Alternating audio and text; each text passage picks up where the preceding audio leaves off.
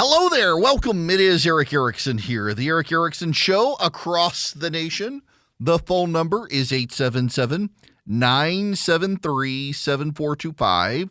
If you'd like to be on the program, you can always follow me online, EW Erickson, Instagram, Twitter, YouTube, Facebook, you name it. If you text the word data, D-A-T-A, to 33777, you can subscribe to my daily email. Man, you get the show notes email right out of the gate at noon, and it is the best prep for your day. It's all the links of all the stuff I'm looking at, whether I talk about it or not on air. You can get it. You got to be a subscriber. But also, if you text data to 33777, I will send you back my list of people to vote for in Georgia.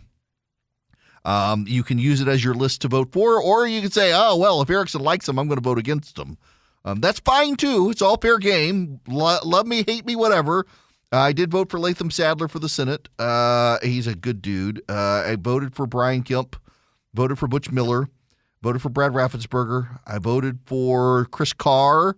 I voted for John King. My gosh, John King, that man's an American hero. You should be voting for that guy for insurance commissioner. Saved that department. The old insurance commissioner got carted off to jail. King had to come in and save it. And then I voted for Bruce Thompson for Commissioner of Labor.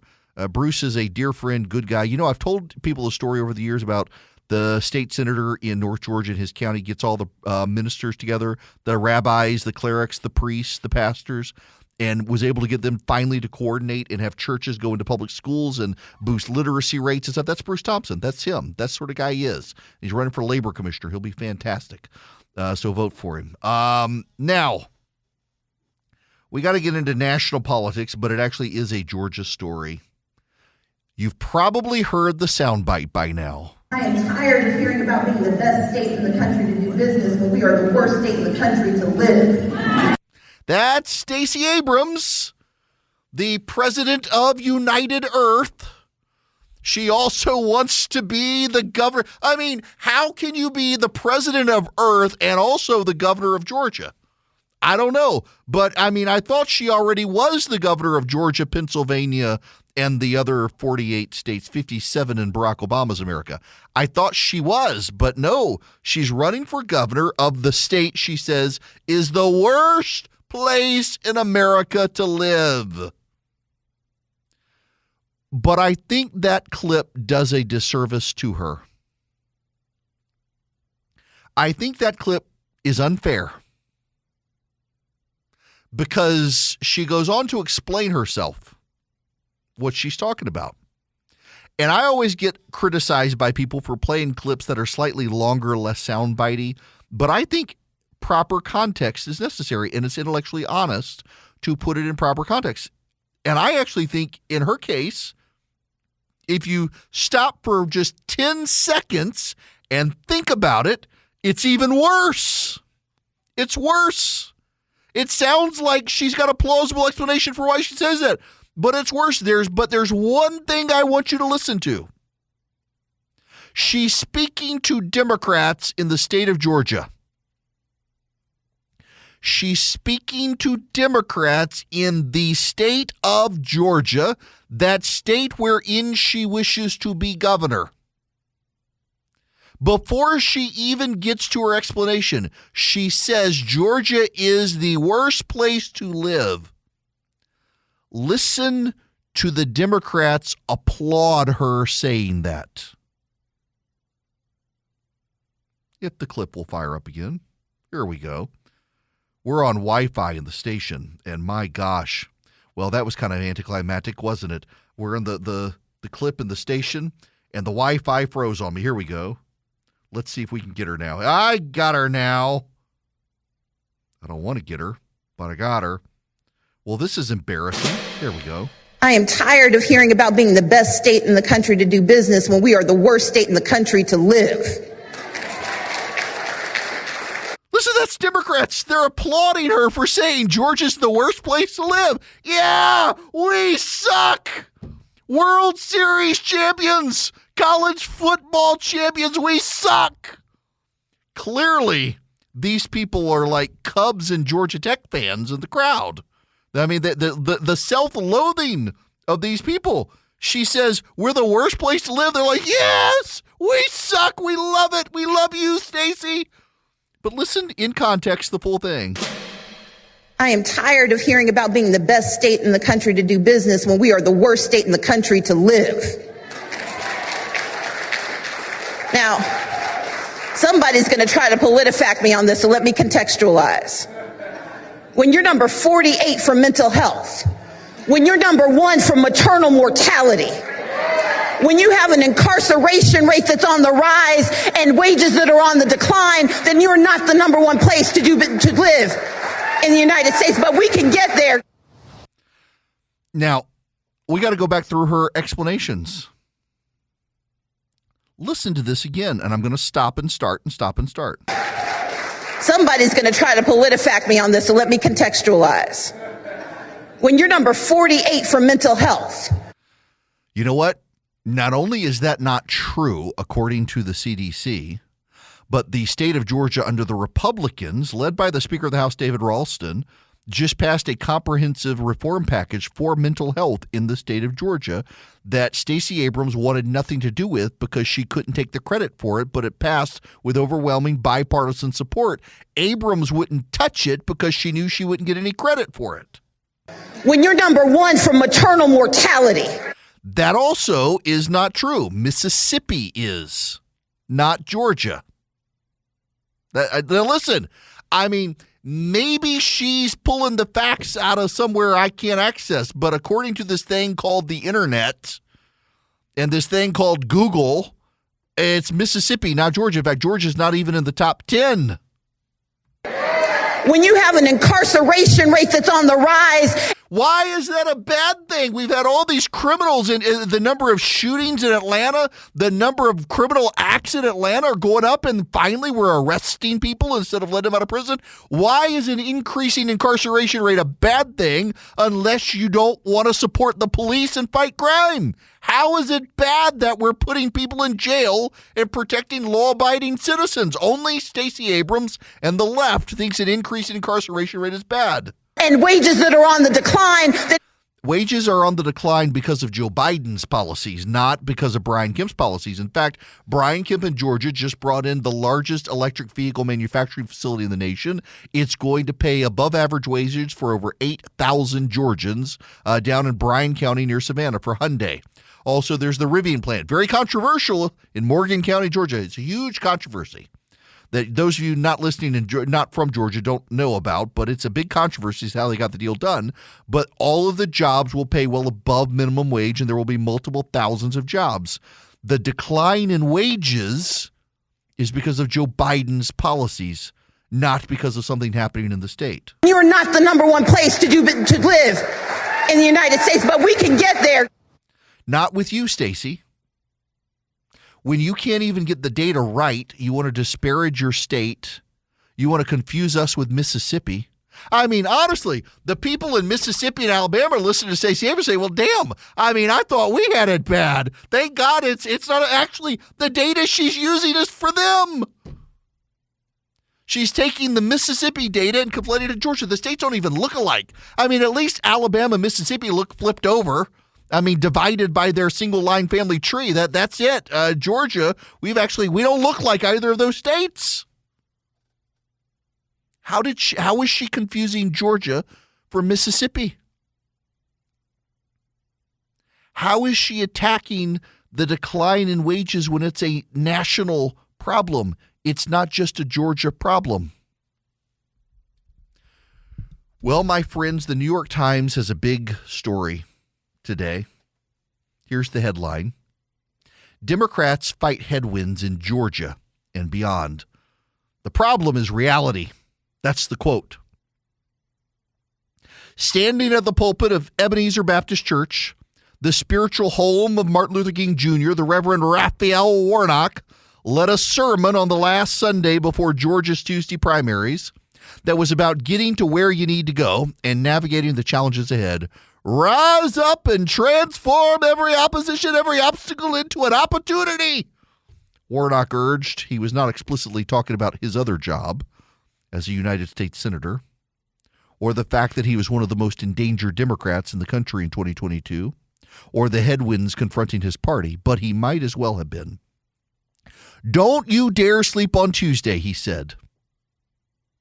Democrats were excited for Stacey Abrams, the former state legislator and voting rights activist, to jump into the 2022 governor's race, promising a potential rematch of the 2018 contest she only narrowly lost. She did not only narrowly lose it, she narrowly lost the opportunity to be in a runoff. She would have still lost the runoff.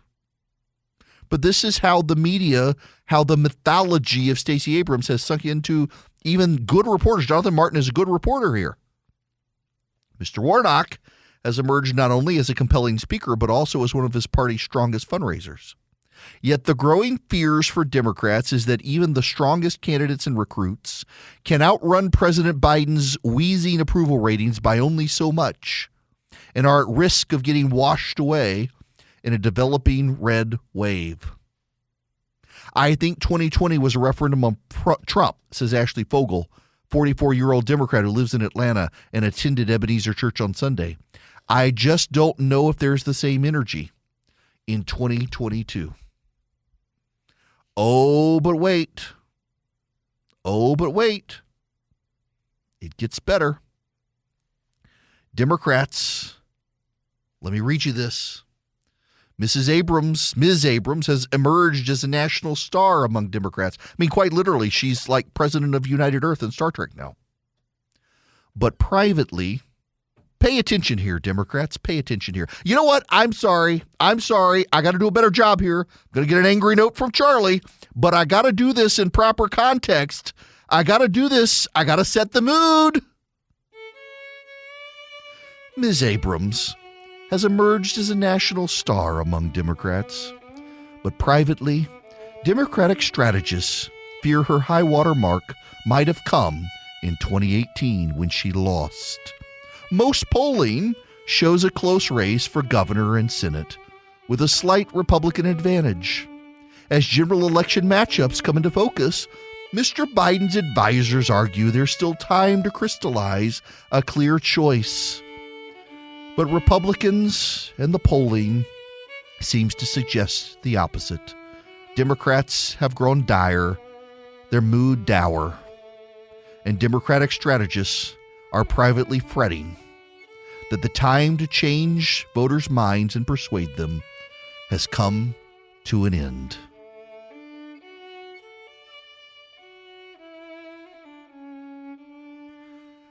I'm so sorry, Democrats. Don't you love the? I mean, I needed to do the mood music for you. Makes you feel better, at least, to have like Ken Burns documentary style in there. You're toast. You have Stacey Abrams say Georgia is the worst place in America to live. Now, let me, for those of you outside of Georgia who don't understand the problem here, get this. In 2018, 2 weeks before the election, a hurricane rolled through the southeast. It was the first time Georgia had been hit by a Category 5 hurricane. Hurricane Michael came up through the Florida Panhandle and devastated South Georgia. Suicides among the farming community in South Georgia jumped by over 25%. Farmers who were on the edge of bankruptcy lost everything, and the federal government was no help getting the money. Farmers began committing suicide. And Stacey Abrams went to South Georgia to campaign. And you know what she told the farmers in South Georgia, many of whom knew people who had committed suicide? Well, you don't have to be in the ag industry anymore. You can move to Atlanta and get a job in the service industry. She literally said that to a group of people whose friends were committing suicide and all of their crops were wiped out. That's what she said. You don't have to get a job in the agriculture industry anymore. You can go to Atlanta and wait tables. For God's sakes, it was one of the most heartless, tone-deaf things ever. And 2 weeks later, she got wiped out in farm communities across Georgia. And now she has given Brian Kemp of the Republicans another talking point. I am tired of hearing about being the best state in the country to do business when we are the worst state in the country to live. and the Democrats all cheer right off the cliff. There are a lot of options out there. If you're a self-starter and you want to invest on your own, it can be really confusing. And I'm delighted to tell you about SoFi because that's who I use, and now I've got them as an advertiser. If you're a SoFi user, my gosh, you get all sorts of options, great research. You get the ability to invest in stocks, EFTs, crypto, plan out your retirement. More importantly, you got people you can call on. I mean, for example, I can use SoFi to buy stocks and EFTs and do the deep dive research if I need to and get complimentary financial planners ready to help answer questions. You can too, whether you're stuck on where to start or need help deciding what to do next. You can even save for retirement with traditional Roth and SEP IRAs. They have so many options. If you're into crypto, you can also explore crypto. They've got 30 available coins: Bitcoin, Ethereum, Cardano, Solana, Dogecoin, and so much more. But more importantly, they've got the number one ranked automated investment tool, their robo-advisor. It takes the stress out of building and managing a diversified portfolio without having to pay a bunch of experts to do it. I really like SoFi. Y'all, I've tried, you name it, and I probably tried it, and I settled on SoFi and think you will like it as well. Cut through the jargon, make investing easier with SoFi. Visit SoFi.com/Eric to learn how you can win up to $1,000 in stock when you open an account. That's SoFi.com/Eric. Brokerage and active investing products offered through SoFi Securities LLC, member FINRA SIPC. I am so disappointed in myself. I am. Usually I'm the one with the brilliant, thoughtful hot takes. And yet Charlie and my buddy Jason both texted me. I glance at Charlie doesn't let me look at my text messages during the show anymore. He's programmed so that only he can send me text messages during the show. So during commercial break, I have to go to a different device and look. And they both made the same point. The energy of the Democrats cheering Stacey Abrams, saying Georgia's the worst state to live, is pretty much the same energy when they added God to the Democratic platform back when Obama was president and the Democrats started booing that they done. It's the same energy right there. Boo God and cheer on that Georgia is the worst state to live. I'm very disappointed in myself for not thinking of that myself. That's all right. Oh, have I got a doozy of some audio to play for y'all. This is Whoopi Goldberg on The View. Welcome to The View, y'all. The abortion rights battle is starting to blur the lines between church and state. The Archbishop of San Francisco is calling for Speaker Nancy Pelosi to be denied receiving communion because of her pro-choice stance. He's one of the priests who also called for President Biden to be denied sacrament. This is not your job, dude. That is not up to you to make that decision. You know, what is the saying? It's kind of amazing. But, you know, what is the point of communion, right? It's for sinners. It's for sinners. It's the reward of saints, but the bread of sinners. How dare you? How dare you? That is, if Pope Francis says that that's the issue. But by the way, Pope Francis affirmed his archbishop, saying it is the obligation of the archbishops to enforce this. Oh, I'm sorry. So listen, we don't need to get into. I'm Presbyterian. First of all, grew up Southern Baptist. I'm not a Catholic, but the archbishops in the local area get to make that decision, and he said you can't have communion. And all the other bishops in the country, since he is her archbishop, have to adhere to what he has said. She can't get communion. And folks, the Pope has backed him up. And so now the left is screaming, get rid of their tax-exempt status. Seriously. Progressive activists are saying get rid of their tax-exempt status, which I guess suggests they're admitting they use taxes as a form of punishment, as opposed to just raising money.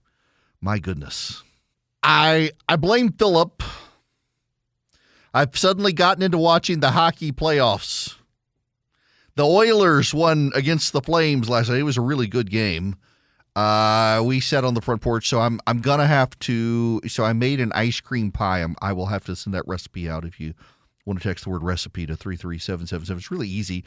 I mean, you just crush up a bunch of Chips Ahoy cookies, you put them in like a cheesecake pan, and then you put vanilla ice cream on top and Then you pour hot fudge on top of that. Then you put cookie dough ice cream on top of that. Then you crush up more Chips Ahoy cookies and put them on top. And then you pour caramel on top. And then you freeze it again. And it's, we won't worry about calorie count. I did that in quesadillas last night and made margarita. My margarita recipe was a hit. Put you to sleep. Nonetheless, we watched hockey. Well, so my employee, Philip, is a Tampa Bay Lightning fan. Tampa Bay Lightning. First of all, can we talk about how absurd it is that the state of Florida, where it never freezes, has ice hockey teams? There should be a law against a state. Now, I realize the reason they have them is that a bunch of snowbirds from Canada live in Florida half the year, and they want their ice hockey. And so they're catering to all the Yankees who've come down south and want their ice hockey. And so you got the Tampa Bay Lightning, and then you got the Florida Panthers in Miami, who made it to the playoffs in a bit of disaster. They're in a playoff game against the Tampa Bay Lightning. It's 3-0. They play up to 7 games. If Tampa Bay wins any of the next games, they win. They crushed them yesterday. So I'm looking. Here's a breaking news report from a sports station down in Florida. Sources say several of the Florida Panthers players were out partying at a Tampa Bay strip club until 3 o'clock this morning. They play the Tampa Bay Lightning tonight after getting their butts kicked yesterday in a 5-1 game. Sounds like they're planning on losing today. We'll see. My goodness. It was the Edmonton. So when I was a kid, I grew up in Dubai, and one of my friends was from Edmonton, and it was a huge Edmonton Oilers fan. And for the longest time, that was the only team that I knew of in the NHL. I just assumed like they split up into divisions and played each other, and it was Oilers versus Oilers, and then suddenly realized that you've got all these like the Maple Leafs and you got all these Canadian teams. And then I discovered that Americans had hockey teams, and it blew my mind. The only people I knew who were hockey fans in Dubai were all my Canadian friends, and then I discovered you've got like the Rangers and you've got the Red Wings. And now you got all these other teams. Atlanta used to have a hockey team. I can't even remember what they were. Atlantans were not into hockey. What was the name of the Atlanta hockey team? Was it which ones? Thrashers. The Thrashers. Thrashers, yes. And nobody showed up to the Thrashers games, and they got thrashed all the time by the other team, and they finally, I think, moved away to somewhere else. I don't know. Now I'm like in my 40s and discovered I like bourbon and cigars and need an excuse to drink and smoke on Sunday nights, and so I watch hockey on the front porch with friends. Makes my Baptist friends uncomfortable that I talk openly about them being there. Nonetheless, we have to move on now. I can tell you, if you're placing a bet tonight, though, you probably want to go with Tampa Bay, given the stories out there. Nonetheless, Tesla. Do you know I saw an article over the weekend? Hollywood liberals are getting rid of their Teslas and switching to the new Porsche. I'm sorry, the Porsche. Porsche, no, I'm sorry, I've got pride. I can't say Porsche. I don't care if it's correct or not. It's ridiculous. Porsche. They wanted me to do an ad at one point, and I had such a hard time saying Porsche instead of Porsche. It went nowhere. I'm sorry, it's Porsche. If you want it to be Porsche, I guess you need to do a big ad campaign because I'm saying Porsche. Those of you who are Porsche owners, you can hate me, but it's Porsche. I grew up saying Porsche. I'm not going to change. You don't like it? I'm sorry. Go tell the woman in HR. Her name is Porsche. Now, these Hollywood liberals are switching to the Porsche, which looks just like the Tesla, by the way. It's like an inch higher off the ground and an inch longer. But it otherwise looks like the Tesla, except its styling is a little better and the interiors are better. I mean, the Tesla interior is kind of crap, if we're honest. It's not very good. I mean, Clark Howard buys clothes at Goodwill and he thinks it's a nice interior. Well, you buy your clothes at Goodwill, Clark. Of course, you think it's a good car. It's got the giant touchscreen, which is cool, but it's no iPad. But the Hollywood liberals are ditching their Teslas for the Porsche because Elon Musk says he's voting Republican now. You're abandoning your vehicle. Some Hollywood liberal on Twitter with a blue check and hundreds of thousands of followers said he feels like his car with that T on the back now has a MAGA sticker. Really? These are the most superficial people on planet Earth. And they want to abandon their Teslas because of the political preference. What a pampered, precious world you live in. I couldn't go watch a movie if I was worried about the politics of the actors. I couldn't do it because they're all a bunch of leftists. So they expect me to give them money and watch their movies, but God help them, they drive a Tesla because Elon Musk says he's voting Republican. Well, now Tesla is asking its owners to do something. Nope, he's not asking them to vote MAGA or get a gun or asking them to protest Davos. Tesla is asking its owners not to charge their vehicles much because there's a heat wave in Texas and they're afraid that Texas won't be able to keep up with its power grid, won't be able to keep up. Tesla owners saw a warning on their screens asking them to limit charging during peak hours to relieve Texas's power grid. The notice reads, a heat wave is expected to impact the grid in Texas over the next few days. The grid operator recommends to avoid charging during peak hours between 3 p.m. and 8 p.m. if possible to help statewide efforts to manage demand. How embarrassing. Tesla's doing its part. This isn't a Tesla problem. This is a Texas problem. At least now I've got a Whataburger nearby me, so I don't have to go to Texas to get Whataburger. But Whataburger is always better in Texas because they get the Dr. Pepper to carbonation ratio proper in Texas. Nonetheless, I see your Whataburger cup over there. Andrew has his Whataburger. Whataburger is far better than In-N-Out, just so you people know. Now, I realize that if you're one of those precious children who goes to the West Coast, they put scripture on their styrofoam cups that are killing the planet. I love In-N-Out because they love Jesus and they have this secret menu that literally everyone on planet Earth knows about, and so they're fantastic, but they're not Whataburger. Texas's power grid doesn't have the best of reputations lately, according to thedrive.com, especially during inclement weather. Whether it's a snowstorm or an extreme heat wave, the Lone Star State's isolated power infrastructure seems to have a bit of an issue staying afloat when demand for power increases. The Electric Reliability Council of Texas, ERCOT, announced last week that 6 of its power generation facilities went offline following high demand for power during a heat wave. During the outage, the 6 stations would have produced enough electricity to power more than 500,000 homes. Electric automaker Tesla, now headquartered in Texas, followed up by asking owners of its vehicles to avoid charging their cars during peak hours in order to help prevent a further increase in demand for electricity.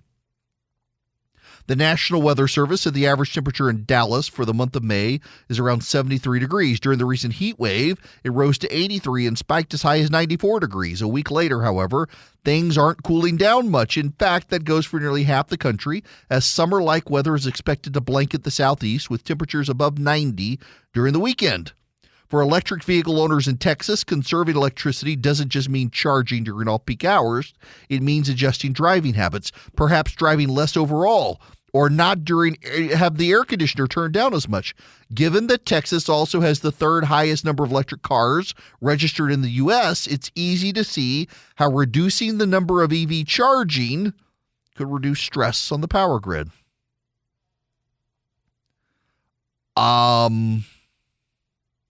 Why are we rolling everyone over to electric vehicles if we can't then plug them in to charge them without stressing the power grid? According to the Wall Street Journal, the average age of vehicles on U.S. roadways has hit a record 12.2 years. Drivers are holding onto cars and trucks longer to avoid high prices on replacements and an inventory shortage at dealerships. Now, I'm going to tell you something. Don't hate me. I'm spoiled. My very first car that I got in 1993 was a 1984 Buick Regal. I wanted an SUV. My parents got me a garage-kept Buick of a geriatric who had died And he kept the car in his garage, and it was in mint condition, and I needed a big vehicle to travel back and forth between Louisiana and Georgia to go to school. They thought it was a fine idea until my sister commented, "Oh, look, you can lay down across the back seat." Kind of was their undoing at that moment. And there were no cell phones at the day. And at the time, you drove on I-65 between Mobile, Alabama and Montgomery, Alabama, and there was nowhere to stop. There were no gas stations. So my parents got me a giant CB antenna, and I had a CB. I could talk to the AT, which is actually to this day brilliant, because they're better at telling you where the speed traps are than Waze is. They can spot them. So you turn on channel 18 on your CB, that's what they all stay on, and give you notification of the stormtroopers. And you know what they mean. They're not talking Star Wars. Nonetheless, my wife to this day ridicules me for that giant antenna, but it came in handy more than once when the 1984 Buick broke down on the side of the road on the way home. One time I came off the interstate, I hit a pothole, and literally all 4 hubcaps kept on going down the road while the car was stopped. It was very bad. But we upgraded eventually to a Buick Skylark. You sensing a theme here? And then I traded in the Buick Skylark when my parents got me that car in college. I finally got my sister-in-law's very old Acura. And when I got a TV contract, I decided I'm buying myself a new car. And I have bought myself a new car ever since. And every 3 years, I tend to get a new car. Now, there is a reason for that. It's not because I'm some sort of pampered special person. I see that. I see that look. I put 100,000 miles on a car every 3 years. Even during COVID, I thought I could beat it because I wasn't driving so much, but I was putting 100,000 miles on a car every 3 years. I put about 33 to 40,000 miles on the car. And so I've been getting GMC Yukons. There's a dealer here in Atlanta, Jim Ellis. I get all my cars from them. And every 3 years, they tell me as long as I keep it 99,999 miles or less, the trade-in value for the car that I get is phenomenal. And so as long as I don't roll over to 100,000 miles, I get a really good trade-in deal. So every 3 years I do. And I travel so much, and particularly I travel late at night so much. I don't want to be in an old car, like I was when I was in college and dead on the side of the road. Because I have been there in the middle of nowhere, Mississippi, at midnight when the radiator goes out, and I'm at the point in my life where I don't want to do that, and so I get new cars. My wife is completely opposite of me. My wife refuses to get rid of her car until it is completely dead and irreparable, because my wife hates technology, and she knows that every new car she gets is going to have more new technology than the last car, and it just infuriates her that there's such a thing as technology that changes and upgrades. My wife, if she could keep her old flip phone from the early 90s, she would. Rush Limbaugh, the phone she has now, Rush Limbaugh himself gave it to her right before he died. And we're kind of wedded to, she can't get rid of this phone now. Rush Limbaugh gave it to her. But she hates it because it's new. It's an iPhone. It actually has no buttons on it other than on the side. And technology is scared of my wife. My wife one time smashed an iPhone and it still works. So she put it in the driveway and rode over it with her car to make sure it stopped working. She doesn't like technology. And so I get new cars every 3 years with all the latest and greatest, and she just wants a analog system with an FM AM radio and an 8-track. Nonetheless, people are having to hold on to their cars now because they can't get a new car. You can't find new cars. And the left and the government want you to move to an electric car. There's not enough lithium. There aren't enough batteries. There aren't enough parts. You can't get them. And if you do get them, you're contributing to power blackouts around the country. This is no way to run a freaking country. This is no way to run a country. We are becoming a third world country by choice.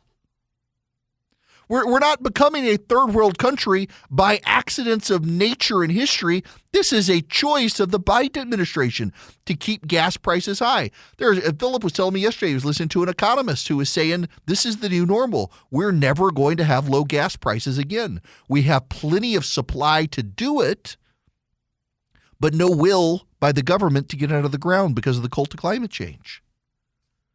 we have permanently put our people in positions of poverty because of a choice our government has made. And now in Texas, because they went so overboard with renewable power, they don't have baseload power anymore. If you plug in your Tesla, you take out the power grid. This is no way to run the world's greatest country, the land of the free and the home of the brave. It's why the Chinese think they can take us, and something's got to give.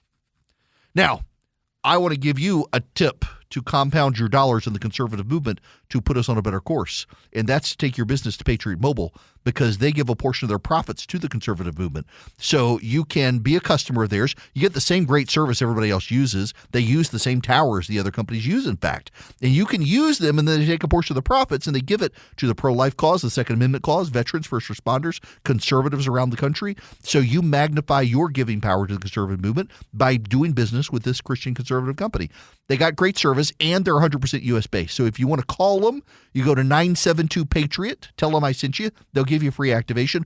Or you can go online, patriotmobile.com/Eric. patriotmobile.com/ERICK. You get fantastic data. You get fantastic voice. You get 5G. Their coverage maps are super specific down to your house. You can see how good a coverage you're going to get. patriotmobile.com/Eric, or call them 972-PATRIOT and tell them I sent you.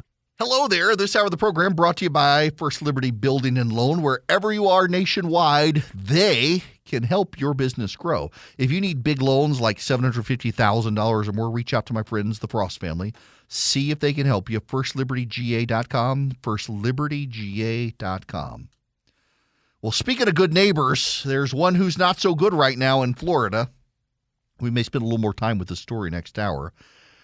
State Farm has been encouraging its insurance agents in Florida to donate books promoting transgenderism to 5-year-olds to their local schools and elementary libraries, according to an email shared by a whistleblower. The email, obtained by the nonprofit organization Consumers Research and shared with the Washington Examiner, revealed that State Farm has partnered with Gender Cool Project, which promotes issues of gender identity in children through various advocacy and public awareness groups, to donate a packet of 3 books to local school and public libraries. The 3 books are a kid's book about being transgender, a kid's book about being non-binary, and a kid's book about being inclusive. They contain various descriptions about gender and identity meant to disprove the notion that gender is the same as biological sex and establish that it is therefore changeable. The Gender Cool Project markets the 3-book bundle to children ages 5 and over, a fact noted in the whistleblower email. The project's goal is to increase representation of LGBTQ plus books and support our communities in having challenging, important, empowering conversations with 5-year-olds. The email says, with 5-year-olds. My gosh. Of course, State Farm agents are pretty furious that they were blindsided by the story. We'll talk about this more, but we got to talk about the Southern Baptists when we come back. Oh, yes, we do.